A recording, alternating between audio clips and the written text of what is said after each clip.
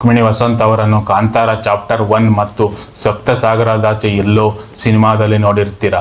ಆದರೆ ರುಕ್ಮಿಣಿ ವಸಂತ್ ಅವರ ತಂದೆ ದೇಶಕ್ಕಾಗಿ ಹೋರಾಡಿ ವೈರಿಗಳ ಚೆಂಡಾಡಿ ಪ್ರಾಣ ಬಿಟ್ಟ ಸೈನಿಕನ ಮಗಳು.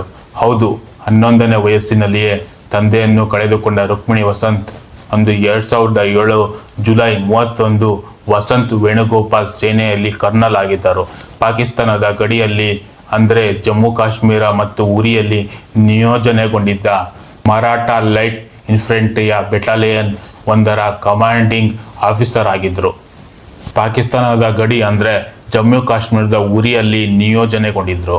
ಮರಾಠ ಲೈಟ್ ಇನ್ಫೆಂಟ್ರಿಯ ಬೆಟಾಲಿಯನ್ 1ರ ಕಮಾಂಡಿಂಗ್ ಆಫೀಸರ್ ಆಗಿದ್ದರು.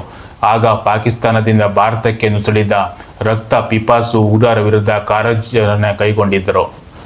8 ಉಗ್ರರನ್ನು ಹೊಡೆದು ಹಾಕಿದ್ರು.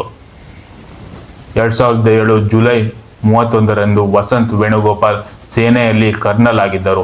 ಪಾಕಿಸ್ತಾನದ ಗಡಿಯಲ್ಲಿ ಅಂದರೆ ಜಮ್ಮು ಕಾಶ್ಮೀರದ ಉರಿಯಲ್ಲಿ ನಿಯೋಜನೆಗೊಂಡಿದ್ದರು. ಮರಾಠ ಲೈಟ್ ಬೆಟಾಲಿಯನ್ ಇನ್ಫೆಂಟ್ರಿಯ 1 ಕಮಾಂಡರ್ ಆಫೀಸರ್ ಆಗಿದ್ದರು. ಪಾಕಿಸ್ತಾನದಿಂದ ಭಾರತಕ್ಕೆ ನುಸುಳುತ್ತಿದ್ದ ರಕ್ತ ಪಿಪಾಸು ಉಗ್ರರ ವಿರುದ್ಧ ಕಾರ್ಯಾಚರಣೆ ಕೈಗೊಂಡು 8 ಉಗ್ರರನ್ನು ಹೊಡೆದು ಹಾಕಿದ್ರು. ಆ ಗುಂಡಿನ ಚಕಮಕಿಯಲ್ಲಿ ದೇಶಕ್ಕಾಗಿ ಹುತಾತ್ಮರಾದರು ವೇಣುಗೋಪಾಲ್ ವಸಂತ್ ಅವರು ಅಂತಾನೆ ಹೇಳ್ಬೋದು. 40 ವರ್ಷಕ್ಕೇನೆ ದೇಶಕ್ಕಾಗಿ ಪ್ರಾಣ ಅರ್ಪಿಸಿದ ವಸಂತ್ ವೇಣುಗೋಪಾಲ್ ಅವರಿಗೆ ಅಶೋಕ ಚಕ್ರ ಪ್ರಶಸ್ತಿಯನ್ನು ಕೂಡ ಮರಣೋತ್ತರವಾಗಿ ಕೊಟ್ಟು ಭಾರತ ಸರ್ಕಾರ ಗೌರವಿಸಿತ್ತು.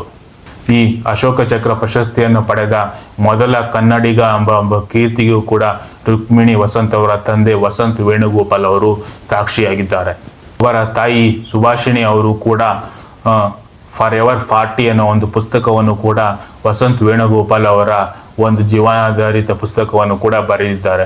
ಅವರು ಕೂಡ ಸಮಾಜಮುಖಿ ಕೆಲಸವನ್ನು ಸುಭಾಷಿಣಿ ಅವರು ಮಾಡ್ತಿದ್ದಾರೆ. ಹಾಗೂ ಅವರು ಭರತನಾಟ್ಯ ಕಲಾವಿದರಾಗಿದ್ದರು ಸುಭಾಷಿಣಿ ಅವರು.